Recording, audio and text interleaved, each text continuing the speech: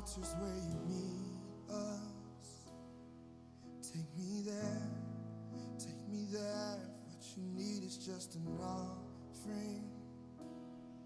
It's right here, my life is here, and I'll be a living sacrifice for you.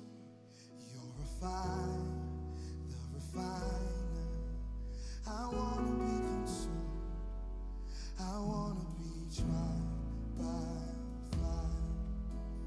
Purified, you take whatever you desire.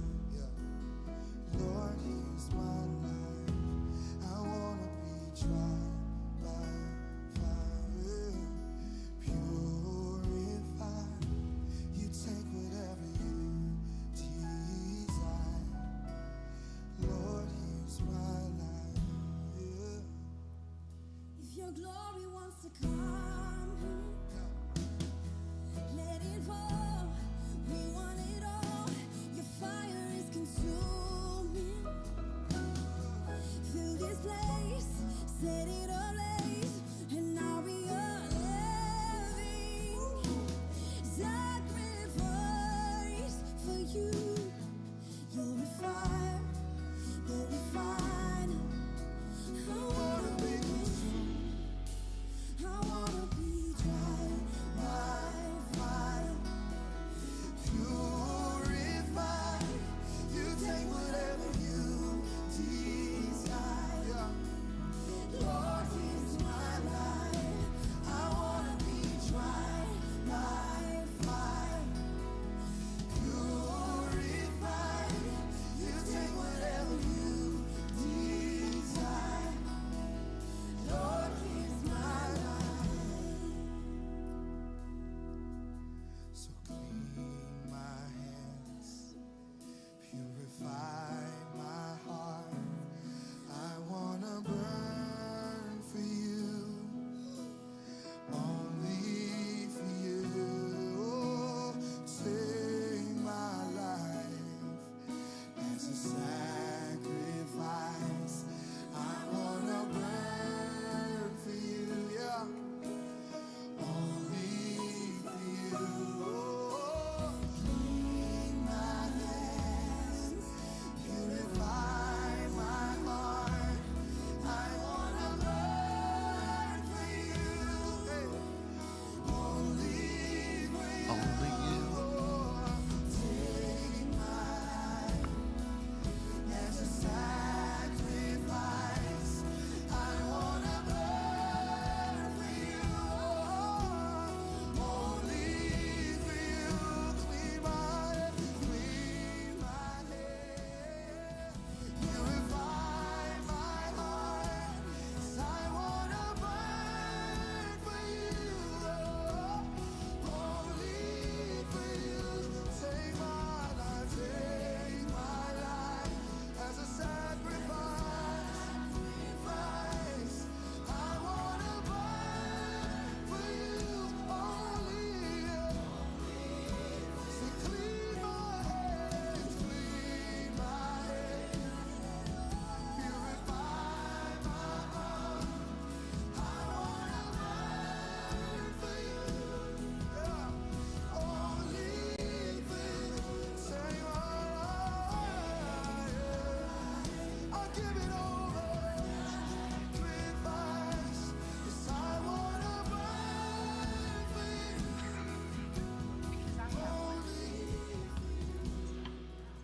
Good morning and welcome to Lifetalks. We are so glad you're here today.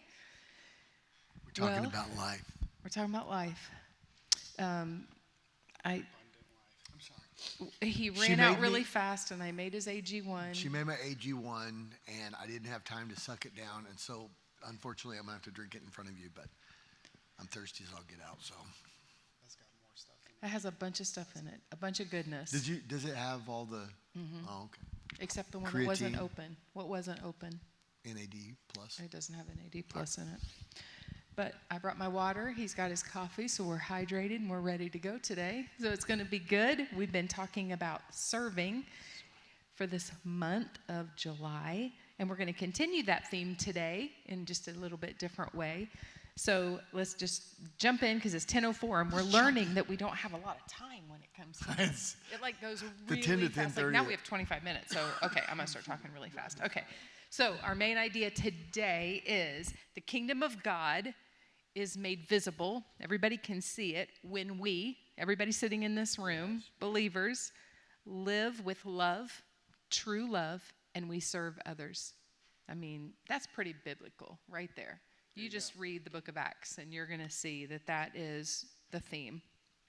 We are called not just to attend, not just come and sit on this pew and attend church, Right. or to consume or just have church done to us. That's not what we're called to do, but to contribute, living from the inside out. So that's what we're going to be discussing today. So we're going to start right away with the kingdom lifestyle, and that is love in action. You can say you love someone, but until it's put into action, then we really know that you love someone. So key point, you ready? It's going to be a lot of questions for you guys today, so just get ready. Rapid fire. Rapid fire, here we go. Key point, loving your neighbor or loving neighbor as yourself is at the core of living a kingdom life. If we read Matthew chapter 22, it says, love the Lord your God, and then it says, love your neighbor as yourself.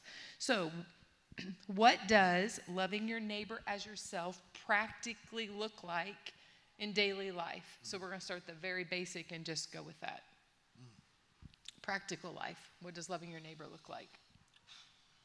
Somebody want to jump into that? Or does somebody want to send me a quick text and give me Send your me a quick answer? text. Send me a text. Theologically, it's the like unto commandment. Yeah, The great commandment is love the Lord with all your heart, mind, soul, and strength. yeah, And the second is like unto it. So it's, if loving your neighbor as yourself, which I know we're talking about practical, what does it look like? But if loving your neighbor as yourself is a commandment, yeah, and it's a commandment that nearly escalates to the level of the first commandment, it's really important. yeah. It is important. It's a command. I mean, well, but it's Fulfills all the but law. don't lie is a command. Yeah. But don't lie isn't a command that elevates to the level of loving your neighbors yourself. Yeah.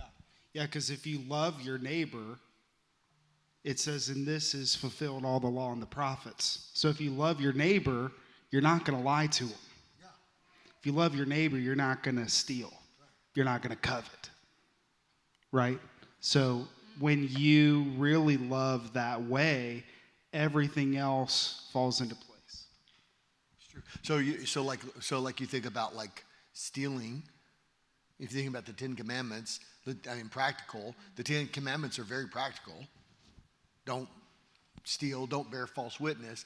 What's interesting to me is when it says love your neighbor as yourself. Well, I hate to be misrepresented. It angers me if I get misrepresented. Yeah. Well, then if I love my neighbor as myself, then I have to think they hate getting misrepresented too. Yeah. So living a hypocritical life is a misrepresentation of who I really am, and I'm misrepresenting it to someone who hates being misrepresented too. I would hate for somebody to think I'm a liar. Because why? Because I hate to be lied to. Yeah. So loving your neighbor as yourself is this reality that says these are all practical things. And so if you love yourself, why do we hate to be lied to? Because we have a sense of justice, we have a sense of rightness in us, conscience. And that conscience elevates us to a higher place, the imago Dei, the image of God. There's value in us, each of us, that is beyond the value that we can produce. It's beyond the value of what we can, all of it. It's beyond our giftings. It's beyond our ability to, our production. It's whatever. So I think that it's so important just like really to set the table on that question right there, to say that it's so important, and what it looks like in a practical way is that you're literally living in such a way that demonstrates what you know and recognize about God's nature and how we're to live out that among each other. That's good. Let's take it even more practical. Can you share a moment where someone's service or love made the kingdom feel real to you? Is there a time you can think of? Many times. A specific But time? for me, the most specific time that I remember, hands down, I was really struggling about getting into church. I had powerful experience with God. I had life-changing experience with God. Yeah. I knew it was real. I knew it was right. I knew it was truth. I couldn't lie to myself about that. I knew it was right. I knew it was real. I knew it was truth. I could not lie to myself about that. Yeah. But I wasn't sure I wanted to pay the price. Because Jesus said, if any man comes after me, he must deny himself, take up his cross and follow. And so we try to figure out, modern Christianity has really stunk at creating sort of this deal where you can have one foot into both things. Well, I don't want to really deny myself, but I want to have all the benefits. And so, and so Jesus was asking me to get both feet in. And I was struggling with that, and for a lot of reasons. And one of the young persons in the church, but she was probably in her early 20s at the time, stopped me at a stoplight. She pulled up next to me and she said, "Stop." I said, "Okay." We're sitting there at a stoplight. You can only do this in a little town. The light turns green and everything. She jumps out of her car, runs around, hands me a card, and she said, "The Lord told me to give you this, and I just want you to know we love you." And she got in the car and drove off. Well, I pulled over to a parking lot, read the card, and bawled my eyes out. The card said, "I know that you're probably struggling right now, making a decision, selling out completely to Jesus Christ. I know it's hard, and I prayed for you this morning, and God told me to give you this and let you know he knows where you are." It was the thing, the single thing that pushed me over the edge and said, "That's it. That's all I need. If this is what it's like, if this is the kingdom, then I want this." Powerful. I have similar stories in my life where there was a time I was probably 17, 18 years old, and I was going through a really, really tough time. A lot was going on in our church, and a lot of things were going on in my personal life. And as a teenager, I think a lot of young people hit that stage where it's like you really have to decide for yourself whether you're going to live for God. And I was just crashing and burning. And I get a call late one night from an older guy in our youth group, and he says, "I'm here. Come out and get in the car." So he showed up at my house, and we got in the car. I grew up in Cincinnati. He drove me all the way around the 275 loop, 2.5 hours, and just had me spill the beans. What's going on in your life? How can I help you? What are you struggling with? How can we get through this together? Wow. And it was transformational for me because I knew somebody cared. I knew I wasn't in it alone, and I also knew that I had somebody in my life who really had my back when things got tough. And I saw the kingdom through that. That's so good, because I'm just gonna jump and skip everything, go to point 2 that says living on mission, not just doing, but being. So I love this first line of this. The key point says living on mission isn't about adding one more thing to our schedule. Yeah. It's about adopting a kingdom mindset in everything we do. And I think that's so good, because for him, that wasn't just another thing he had to do. I'm going to have to take 2.5 hours and go pick this kid up and go drive around. No, he truly, that was part of who he was. I mean, there's no doubt that that's who he was. So let me just, the word here is volunteering that I'm going to use, but I mean serving in any capacity. What's the difference between living on mission and simply serving or volunteering, or what's the difference? I mean, I think through this whole month we're trying to redeem what volunteering and serving is. It's not about just making the institutional church run better. That's not what we're talking about. So can you just jump in and tell me what's the difference between living on mission and simply volunteering? I think this ties to loving your neighbor. The first question, what does it look like in practical everyday life? I think it looks like the Good Samaritan. You know, the Samaritan man, he wasn't driving around looking for opportunities to serve at a soup kitchen or check a box or do something that, you know, not that it would be bad, but in a way make him feel good about himself, which is a lot of what serving in North America looks like. It's checking a box. We're feeling like we've done our duty. We quote unquote give back, right? But this man, he encountered a broken person along the way. And he was willing to stop everything. He didn't let go of his responsibility. He was on a journey. He continued on that journey, but he was willing to be sidetracked out of love to help somebody else. And I think so many times we make serving so much more complicated than it needs to be. There are plenty of needs, people, brokenness that we encounter every day. You really don't have to go looking for it to punch a clock. It will find you. The question is, what will we do about it when it's in our path? So our next question is, how can we shift our mindset from obligation to opportunity? And with that says, are there any ordinary places in your life, like work, school, home, where you can start seeing it as a mission field? Yeah, well, I think adding on to that and adding on to that and tying into this is that I think when we think of volunteering, we think of a lot of times doing a job. You said not just making the institutional church run better. And I think if you connect the dots between mission and serving, and that there aren't boundaries, there are no boundaries of loving neighbor as self. There is no internal and external. There's no boundary. What I mean by that is, I think this is important, that a lot of times with my brother and I, the stuff that we do in our nonprofit and the Mobilized Church Network and that, we tell pastors that, so the idea is we're trying to get churches on mission.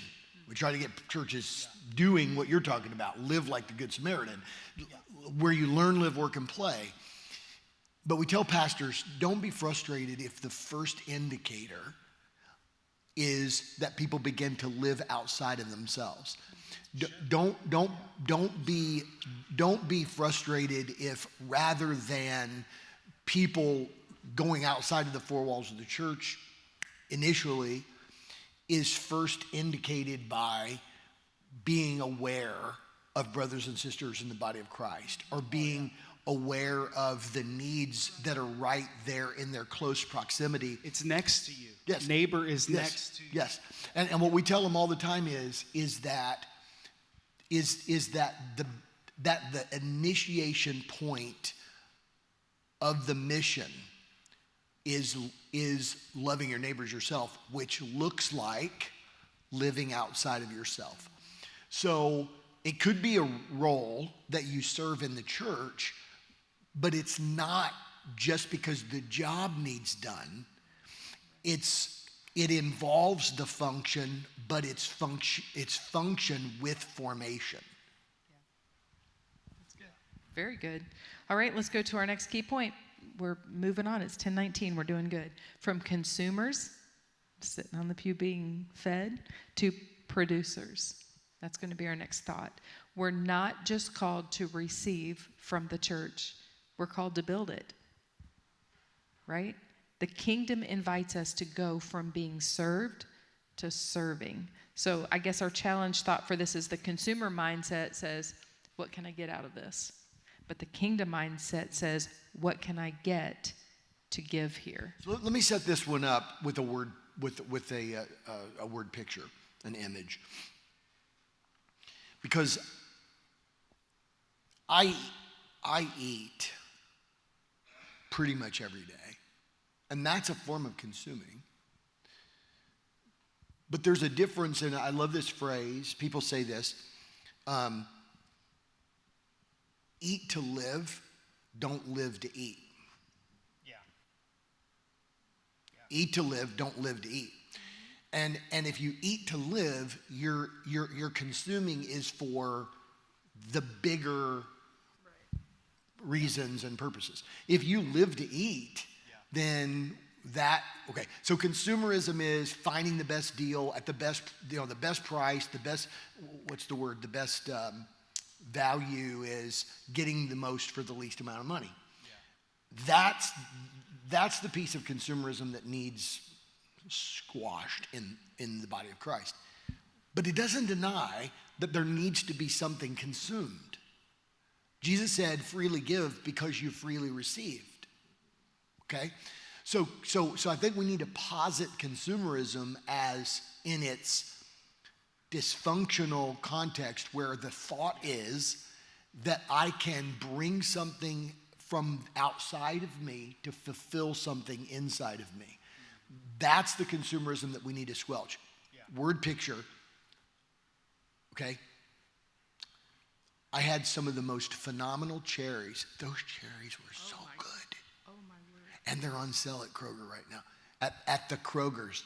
At the Kroger's, they were like $2.99 a pound, which that's really good. They're so good. Okay, so these cherries are amazing, right? Here's the deal. There was a period of time where the cherry tree was drawing nutrients and water from the ground. Yeah. But it was unto the end of producing fruit. Yeah. So I think it's important for us to say that Jesus cursed the fig tree because it consumed the nutrients without producing fruit. We need to be able to say, if you come to church Sunday after Sunday after Sunday for one reason, and that is just to suck up more spiritual whatever, for the reason of just because I feel full and satisfied and whatever, okay, that's a real problem. But if you come on this Sunday to receive from the Lord, so that I've got something to give and I've got fruit in my life, then that's a really, really good thing. Yes. That's so good. I think that's important.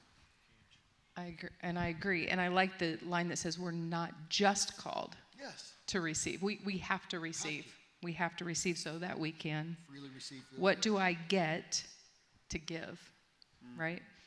Where do you see, and I'll read this. I just realized we had a comment, and I'm trying to catch all the comments as they come. 2 loaves, as you're reading that comment, 2 loaves.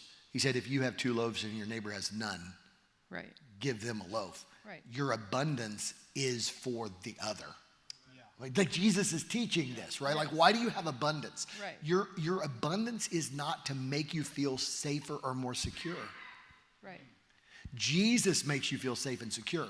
The one who said your Father knows you have need of these things to make you feel safe and secure. Having abundance shouldn't make you feel safe and secure. Right. And he also said give one. So you still get full. Yes, right. And you give. Right. Yeah. No. What's your abundance for? Your abundance is so that you have something to give others. Yes. Okay, somebody said I was playing golf one time with 3 others, and after we finished the first 9, I volunteered to go in and get us all a hot dog from the clubhouse. But they only had 3 hot dogs, and as badly as I wanted one, I gave the other 3 one, and I got a pack of crackers. So there you go. Somebody was living on mission. That's an extremely practical example. That's very practical, and that's what I want. Thinking other before self. Right. I mean, that's. Yep.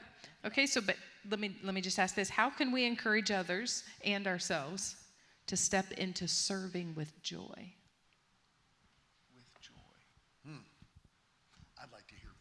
Yeah, I'd like to hear. What do you think about that? How can you encourage yourself to step into serving with joy? Because sometimes, like the mean, sometimes they're at the church cleaning at 11 o'clock at night. And, You are the night owls. but But they do. They serve with joy. they, But they don't seem to do it begrudgingly. no. So, yeah, can somebody tell me, how do you do it with joy? If you love people, it's easy. If you really love people, it's easy. So true. Brother Fernandez?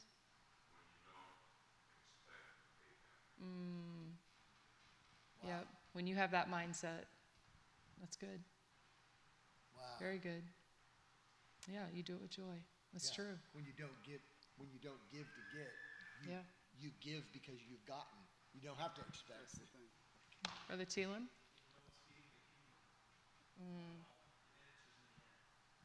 That's right. It's in the end. Yeah. Laying up treasures. Laying up to Laying up treasures.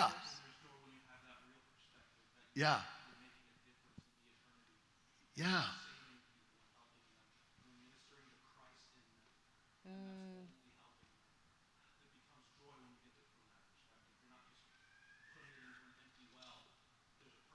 There's a purpose. That's so good. You know, the Bible says, I think it's in Proverbs, they that give to the poor lend to the Lord.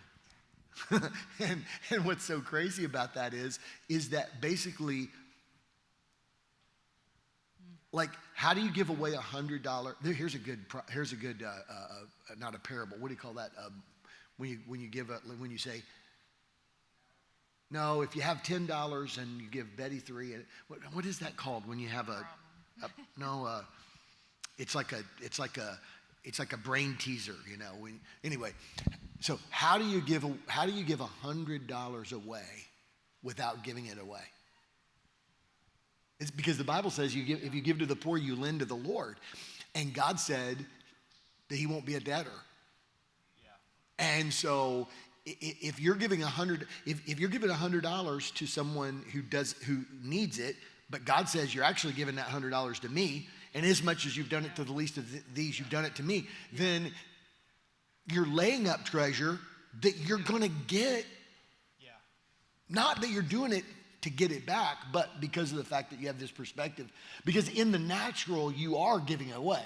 In the natural, you are dispossessing yourself of something. Right. But by faith in the spiritual, so I think that brings joy. Yeah, I think so. And I think it is hard for some people to give. Right? I think some people. Why are you looking at me like that? I'm just talking to the panel. I'm not calling anybody out. I just got married. It was hard to get. Exactly. But I think when you shift your mindset like he said, then what he said becomes a part of who you are. Yeah. I think once you get that mindset shift, you start loving people. It's an abundance mentality.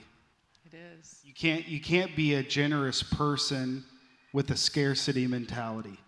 You have to have an abundance mentality. You have to say, God shall supply all my needs according to His riches and glory. According to His riches. And that's unlimited riches. Her dad one time, her dad is a pastor, and one time her dad, I was in the office, and he was talking to someone, and they were talking about, we don't have the money to tithe right now. And my father-in-law was he was a gracious pastor. He is a gracious man, but he's also no nonsense. And he knew that they had enough money for a lot of other things. And it wasn't a real hardship scenario. It was just that we can't do all the stuff we want to do and do this. And so my father-in-law made this statement. He said, look, if you don't have money to tithe, then you can't afford not to tithe. Yeah.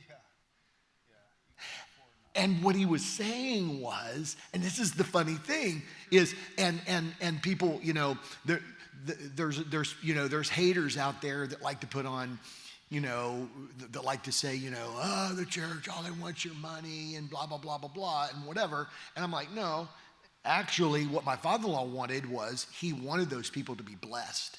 And he understood that he was saying it because he loved them. And I think the interesting thing, the important thing about that is, okay, so it's like, how do we get to tithing? Well, it's giving, but I think it's bigger than this. I've talked to people before that said, I just don't like people.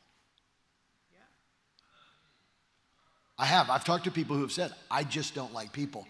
And you know what I said? Well, if you don't like people, why don't you serve? I'm going to be honest, man. I just don't like people. And you know what I said? What I would say? If that thing happened, you know what I would say? If you don't love people, you can't afford to not serve people. Yeah. Because there's this thing that happens, right? This cycle thing. You said, if you do this, then you can do that and end up there. Sometimes we think it's the source. It's like, well, I don't really love people, so I get a free pass. No. If you believe this, you can do that, and the end result can be that. Last year at our district ministers meeting, the preacher got up and said the principle that has changed his life was when someone came through to their church and made a statement that has really defined everything for him. He said, you cannot store and accumulate your way into the kingdom, but you can sow your way into it. So good. Well, let's just switch it here a little bit and go actually talking about volunteering and serving. I know, we do it every time. I can't talk any faster. Okay, so let's talk about from outside in to inside out living. So institutional volunteerism, right? We serve the church, we do things at the church, often relies on the external pressure or guilt. True. It's true. True kingdom service flows from a transformed heart.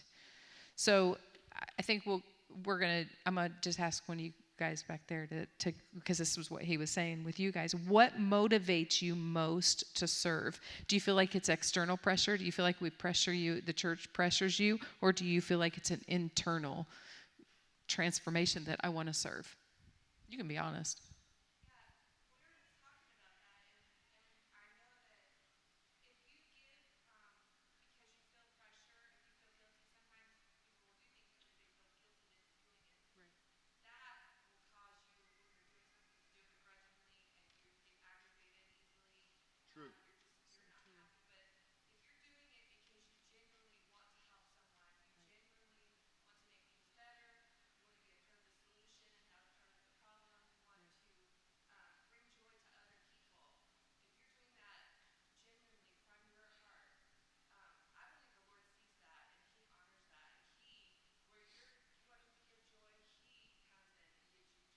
So good.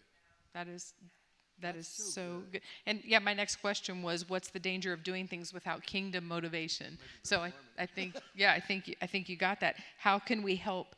So how can we help others shift? Maybe you can. Well, I think you kind of answered that.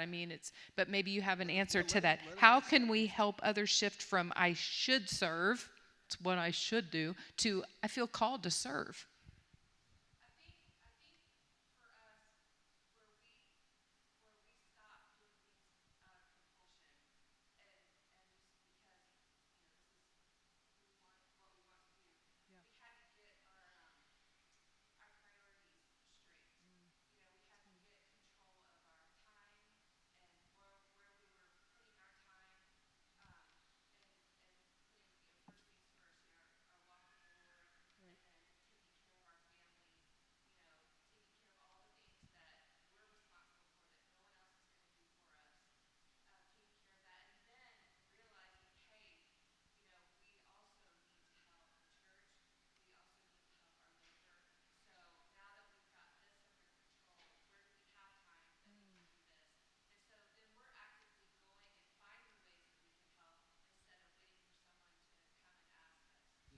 That's so good. Thank you. Thank you for that. So good. And there is a responsibility, right? There is a responsibility. Like it's not just warm fuzzies, and it is a responsibility. And I think that you can't avoid the fact that serving in this way takes responsibility rather than assumes it out of. That's what I'm hearing you say. Like, you decided to take responsibility for something rather than feeling like it was laid on you. Like, hey, we got this really big job. We need we need this and that and the other. Like the month of June for them, okay? The month of June for them, May and June, okay, involved church cleaning, leading the Sydney Missional Life Group, New Carlisle, and Sydney Help, Sydney Support. But the thing about it is, it's just a whole lot going on in your family at that time. And a whole lot as going on in well. your family. Yeah, right. Paige getting ready to go to Japan. Yeah, it's not like, oh, that's a good point. That is a good point. It's not that, it's like, well, we got a bunch of bandwidth. We just got a bunch of, no. Here's the deal. It takes time and it takes responsibility. But what you do is you make time for what matters to you. That's right. Yeah. And so when they said we had to have a shift of like conviction, a shift. I love that. That's a great Well, somebody just texted and said internal. It's internal. Realizing it's not out of duty, but it's a desire, this is good, to see others live joyfully and abundantly. Wow. Yeah. And the person that said this, I know, helps in the nursery. And I know that's somebody without children, and they take their Sunday of being in here to help others live joyfully and abundantly. And that's serving, and I appreciate that. I spent, example of serving others, okay? I probably spent 45 hours this week on thinking through our July serving initiative, preparing my message. We have a staff meeting today after service, and thinking these things into a larger framework of thinking for missional communities and churches and whatever. So those 4 things were at least 40 to 45 hours. Okay. There's no possible way that I would have personally had time to make the church grounds look this stinking good. I pulled up today, and we had a family that cleaned all around the pond. And thank you to the Frasers. It looks like a stinking golf course out here. Thank you to Scott Culver, who helped this week, and Larry Jennings. Yeah, I think it took him 6 hours total to mow. And I'm just saying, like, there's no way. There were kingdom things that I would have put on the back burner to do this half and that half, but somebody did that whole. And when I drove up today, I went, good night, it looks good out here. And that freed me as the pastor to be able to so there's an example of how it brings joy, and it also serves others in ways that they can serve. Yeah. So I think that's just personal, hits home. Okay, let's do a wrap-up challenge, and I'm going to ask all of you, what is one step, just one? Everything starts with one step. What is one step you can take this week to live more fully on mission? What is one step you can take this week to start living more fully on mission? And if you can't think of anything, just start by being aware of those around you. And where is God asking you to move from being a consumer to being a contributor to the mission? So good. I love this month. This is very good, because I feel like it's practical where we live, and it's to be like Jesus. Truly to be like Jesus. And so that is so good. Gratitude, one more comment. Gratitude is an action word. When people do things out of a sense of gratitude, they feel the love they are giving. People feel the love. Thank you for that comment. All right, that's it. We did it. We're a little late again, but hey, we're trying. We're trying to keep into our 30 minutes. We just are struggling, but it's all good. It's because you guys talk so much. I'm telling you, it's all these comments. All right, so we have a few minutes to pray. Remember, today is going to be a really busy day. We've got all the meals that you purchased. Thank you. I think we've reached over 100, so that's amazing. There's lots of desserts out there for sale if you want desserts. And so let's do a little bit of praying, and then we've got time to head out and grab some coffee and dessert, and we'll see you back in here at 11 o'clock.